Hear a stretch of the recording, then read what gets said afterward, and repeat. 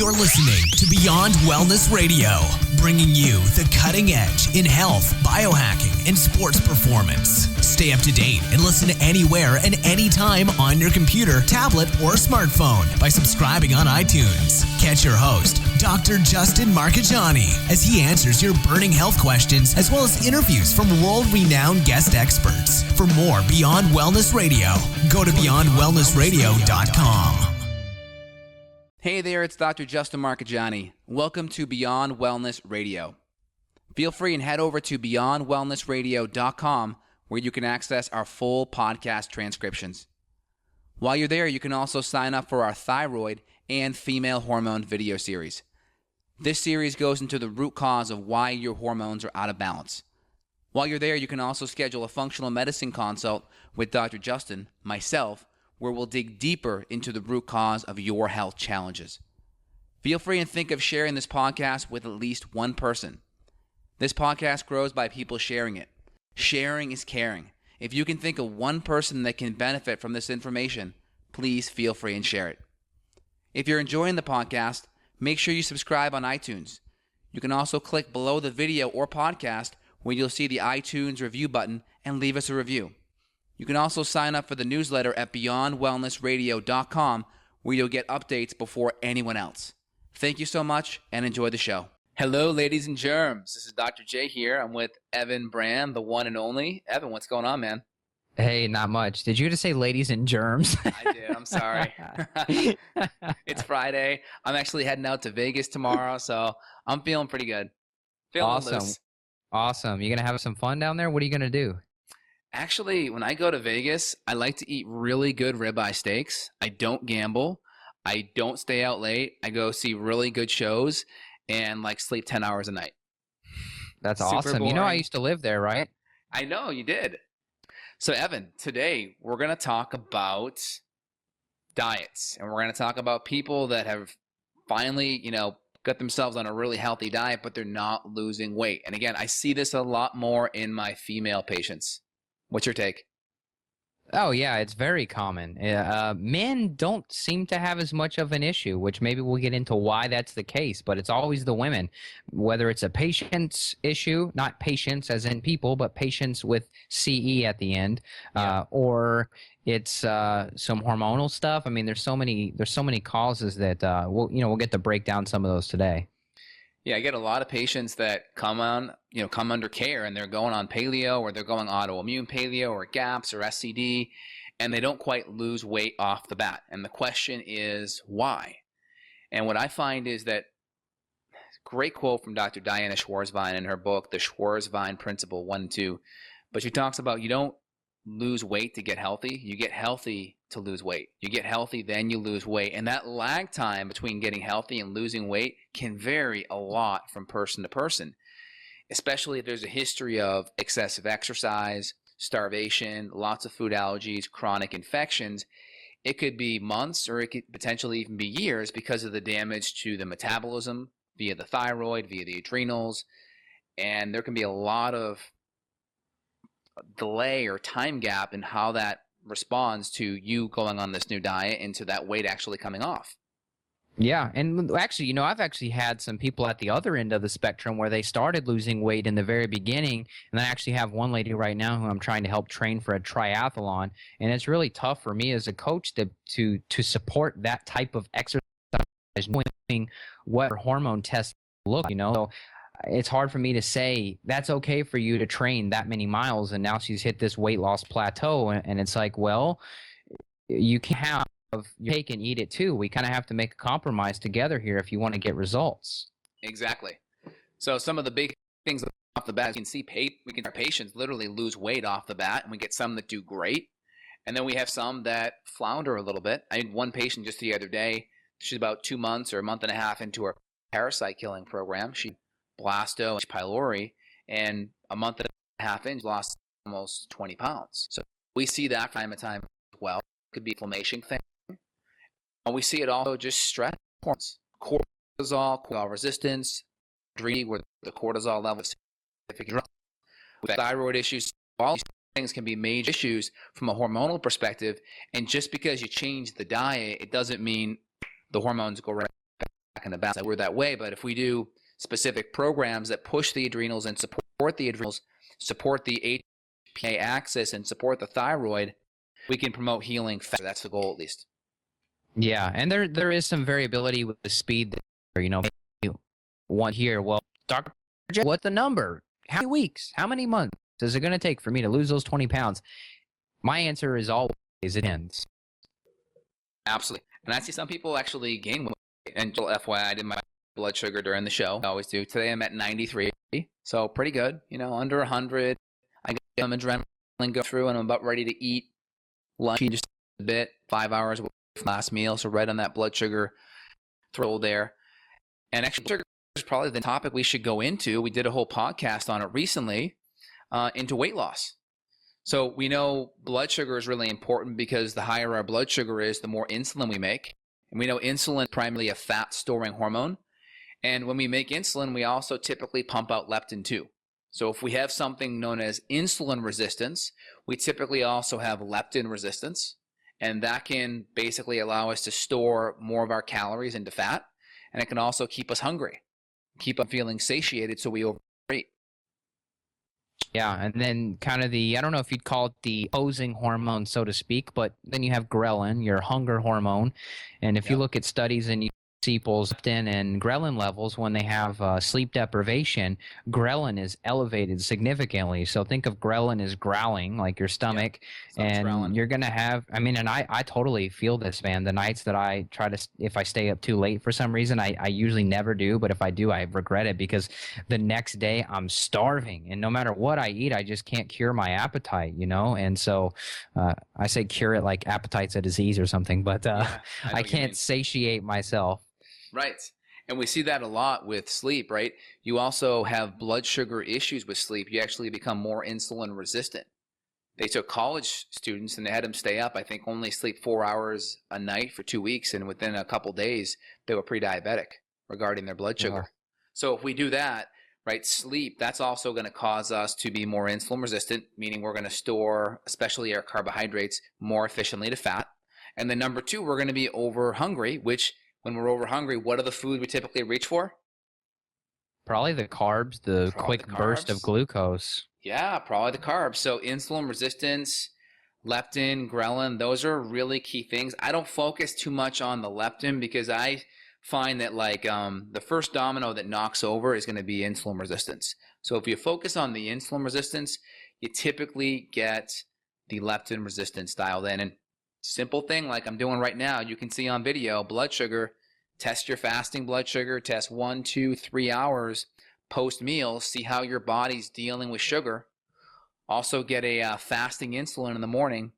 Ideally less than 7 should be where you be, ideally under 5, but less than 7.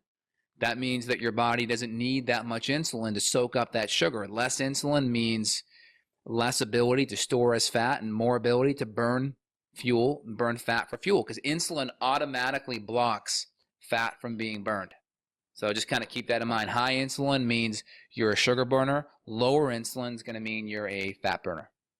Yeah, and I want to kind of repeat that in a different way just so people really get that through, because I have to go through this explanation. And if we can refer someone to this podcast instead of spending 20 minutes on the topic explaining it to a patient, you cannot burn fat when insulin levels are peaked.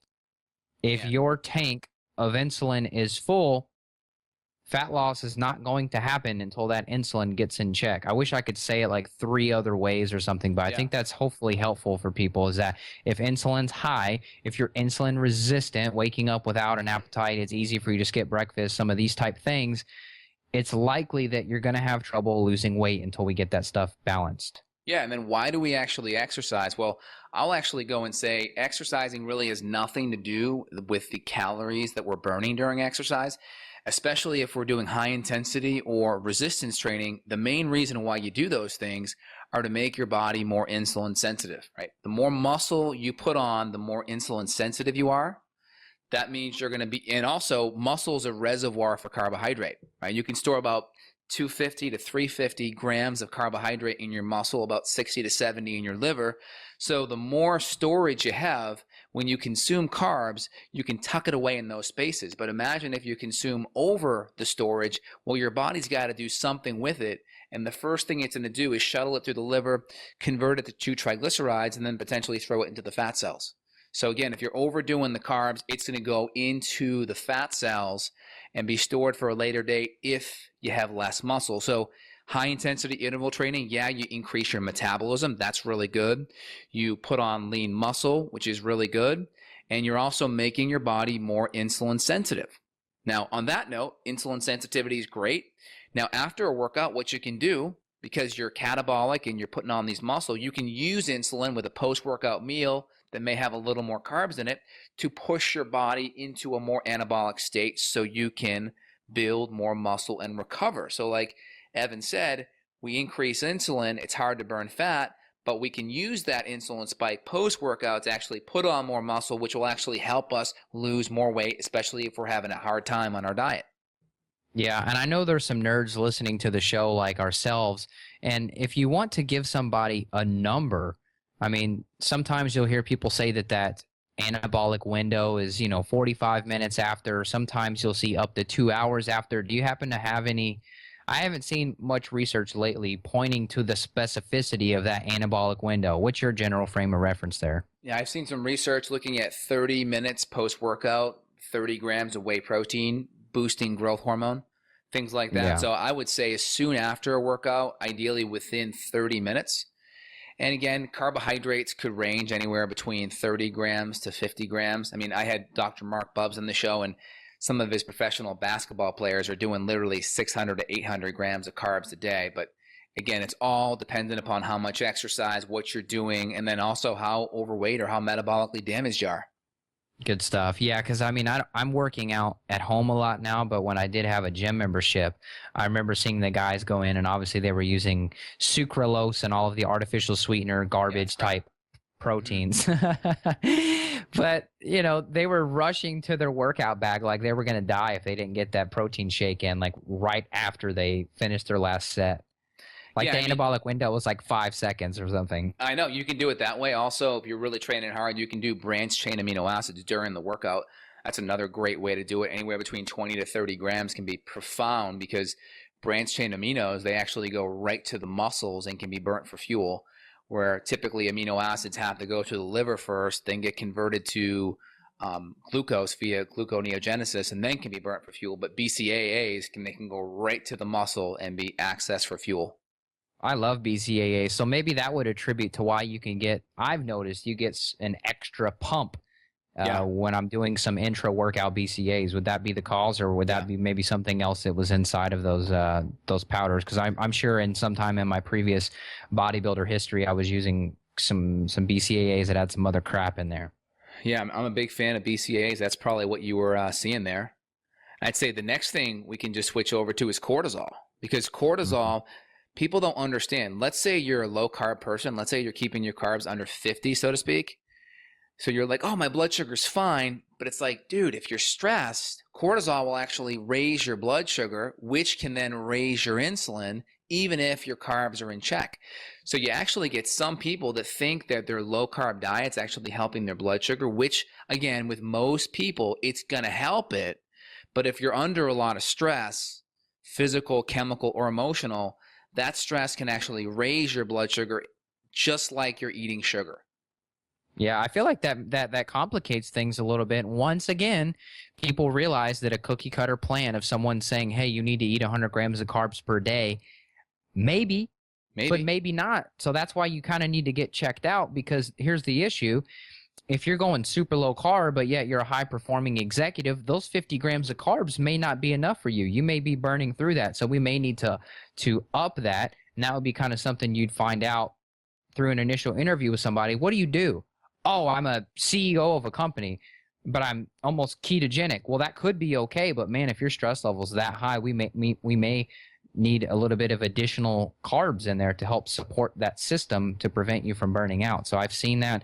There was actually a guy in San Francisco who's a lawyer who I was working with, and that was him. I mean, super, super stressed, and the guy was going way too hard for the stress he was under. And so I just gave this little kind of a general, very simple recommendation of, hey, I want you to try adding in, a fourth to a half cup of white rice with your dinner a couple nights a week and see what happened. And he was sleeping better and his energy levels were better. So I think that was a win. Yeah, it can definitely make a big difference. Now, my default standing is always a paleo or an autoimmune paleo, where we're cutting out extra allergens on the low carbohydrate level. And most people, when they go low carb, it's going to be very beneficial. And then some people will go low carb, and after a period of time, a few weeks to a few months, they hit a plateau. And they're actually going to benefit by upping the carbs. So get your carbs down off the bat, anywhere between 20 to 30 if you're going to go ketogenic. Or for me, I just keep them right around 50.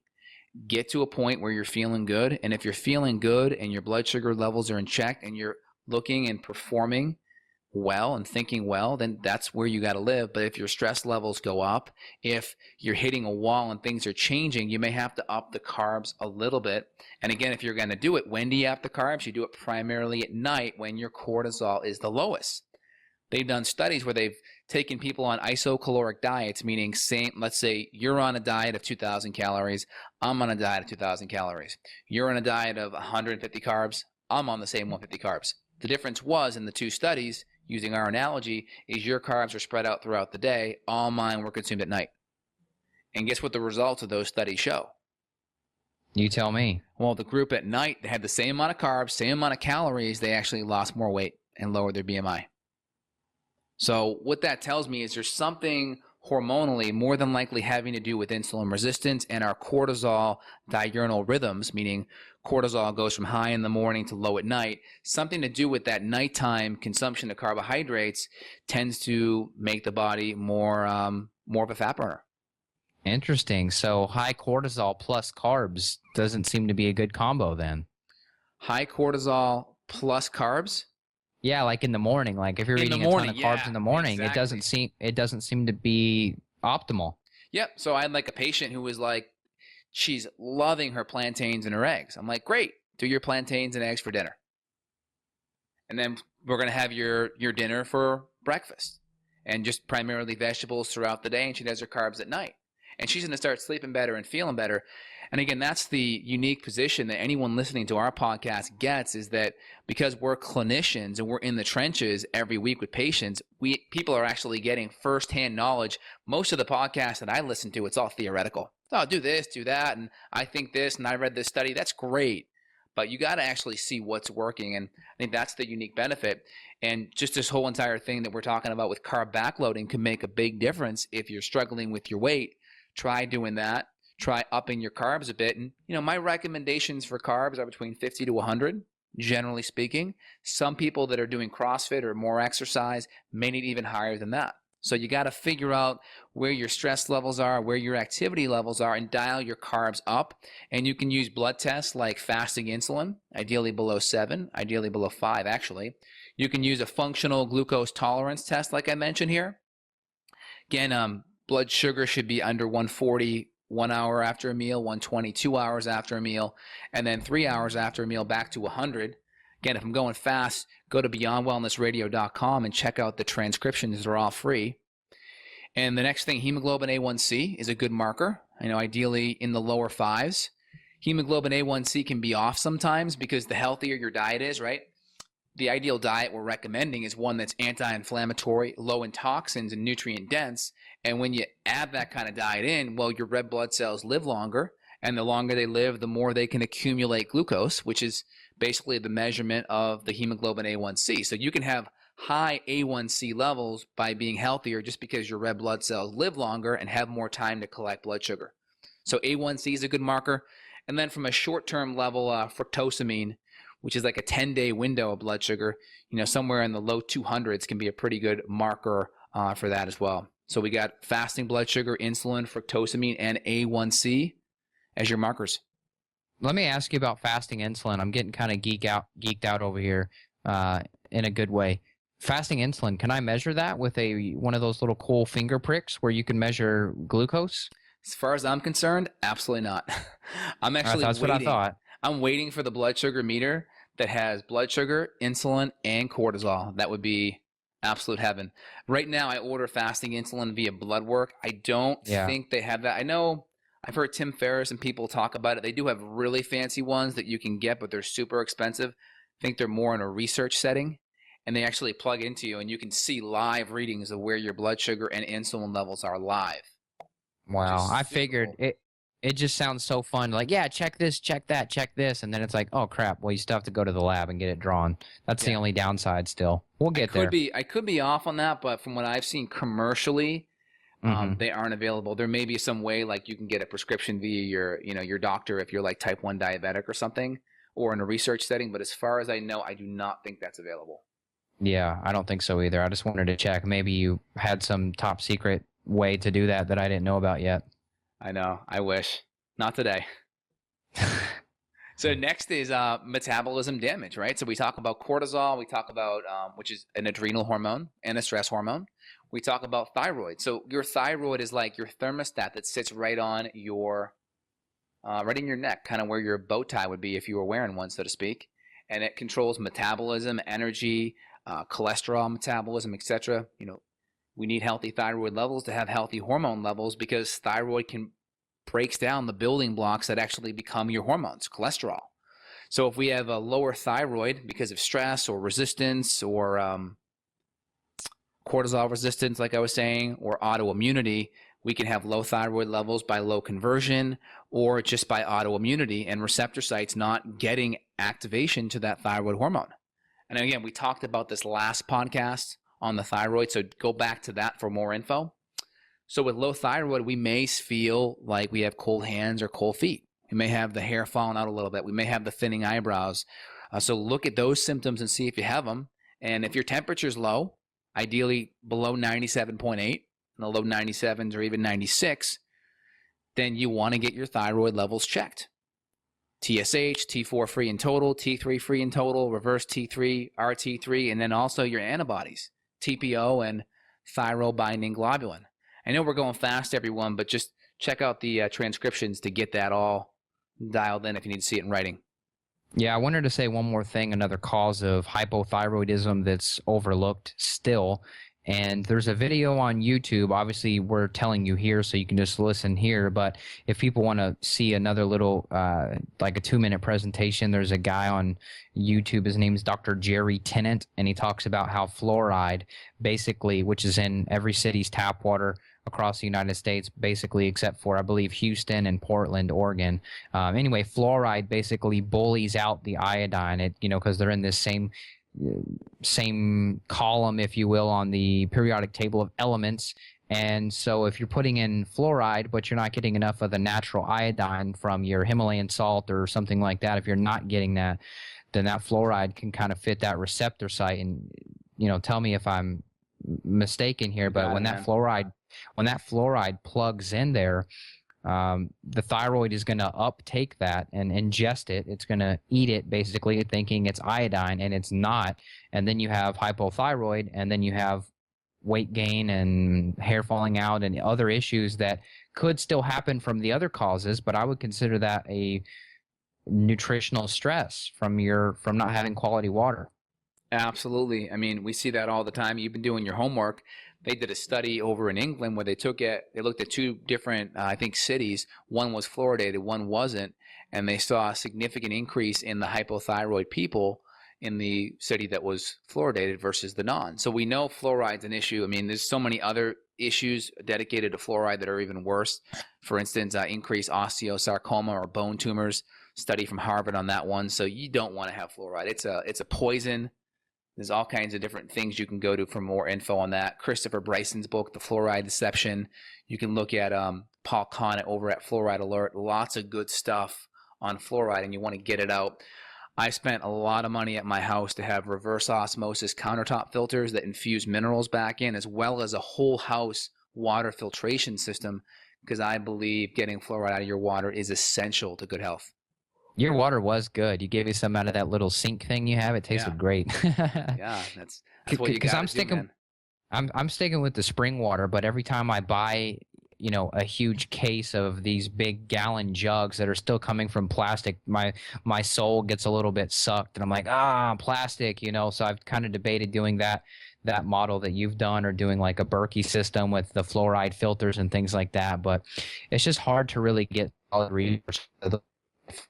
Berkeys are actually going to do something. I found one website, man. It's I think it was the guy from Natural News who did it, and he supposedly sent off Mike Adams. He supposedly sent all these different water samples away and found that Berkey was the best at getting rid of all of the fluoride compared to all these other competition type same things, and they didn't do it. They didn't remove all the heavy metals and stuff. So I'm still kind of playing around with that idea for right now, but I'm drinking spring water as we speak. That's I believe it's ozonated or carbon filter, both. That's cool. Yeah, I use Aquasana, and I use Pelican, and I use Aquasana as well. I use two different filters, and there's something to be said about getting in your shower in the morning and then just having the shower right on your face, and then just being able to drink the water coming right at you. It's awesome. Love it. Yeah, I don't have that advanced yet. I just have I believe it's a Culligan. It just removes 99.9% chlorine. And I do notice a huge difference. My wife is somebody who likes to have hot showers. And I told her, look, you have these byproducts called trihalomethanes that increase all sorts of issues. And we got to be aware of those. So we got that filter. It doesn't smell as bad, but it's still not perfect water. Yeah. And again, if you want to take a look, or any of the listeners want to check out the filters that I use, justinhealth.com/shop, click on the water filters category, and those are the ones that I like. Sweet. So down the list we go. Functional medicine labs, I think we already hit that for blood sugar perspective. All the blood sugar markers, because those are going to be the most important for burning fat. We kind of talked about the exercise things. And we talked about the stress hormones and how the thyroid's all connected. So I think we got that. We talked about sleep and how it can affect blood sugar and insulin, but also it can make us hungrier, which will thus make us eat crappier foods that make us gain weight. So we got that down. Anything else you wanted to reiterate here, Evan? Not really. The labs, we could also add in that sometimes we'll run the adrenal labs as well, just to see what's up with your cortisol. Are you tanked? Is it too high? Because that's kind of something that will be factored into your protocol as well. Yeah, forgot. So that one, you talked about the thyroid one, the antibodies. I think that sums it up, man. I think that was a pretty incredible vomiting at the mouth of health information we did today. No, I hear you. And there's one last thing I want to add to it.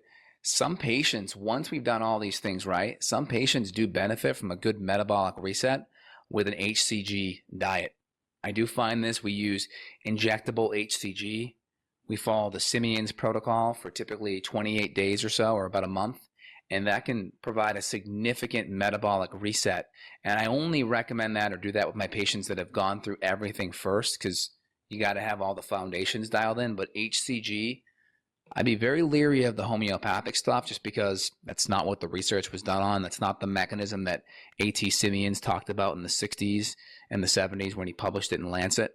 So I think the HCG can be profound reset and really help people lose weight. And I've seen patients keep it off for years after as well. Yeah, and some people's BS alarm goes off when they hear HCG because they're used to that crap you buy at Walgreens. That's not the HCG you're talking about. Yeah, I mean, I've done it myself too. I did it last summer. I lost too much weight on it. It's not for me because I'm kind of already at my weight, but I've seen multiple patients do it, and we do the injectable HCG and we follow the protocol, and it works phenomenal. And you're doing the real stuff. That's what I'm trying to make the point of, because there's some multi-level marketing TV infomercial at 3 a.m. HCG scams. That's not the same type of quality. That's probably not even the same type of stuff that's used in the clinical setting. Yeah, you want to get the pharmaceutical grade. You want the real stuff, and you want to inject it. And how you know it's the real stuff is because you'll come back positive on a pregnancy test. Interesting. Yeah. So if any women out there want to freak out their husbands, go on the HCG and show them the positive pregnancy strip, because you'll actually come back positive on that with the injectables. So I guess you would have showed positive on a pregnancy test too? I don't know if it works the same way with men, but I know my wife did it last year, and we saw that the case.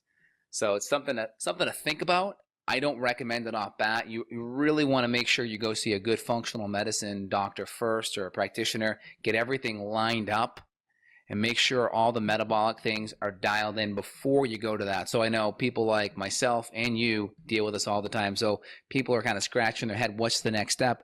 Reach out to Evan at notjustpaleo.com or myself, Dr. Justin at justinhealth.com as well, and we can help you get on the right path. Yep. I started blabbing and getting off subject, so thanks for reeling me back in there. Anything else you want to add, Evan? No, that's it. Everybody have a great day. Take good care of yourselves in the meantime, and we'll talk to you real soon. Thanks, everyone. Enjoy your weekend. Got a question for Dr. J? Go to BeyondWellnessRadio.com and click the questions button. Then tune in to hear the answer. Also, if you like the show, click below to review us on iTunes. For more Beyond Wellness Radio, go to BeyondWellnessRadio.com.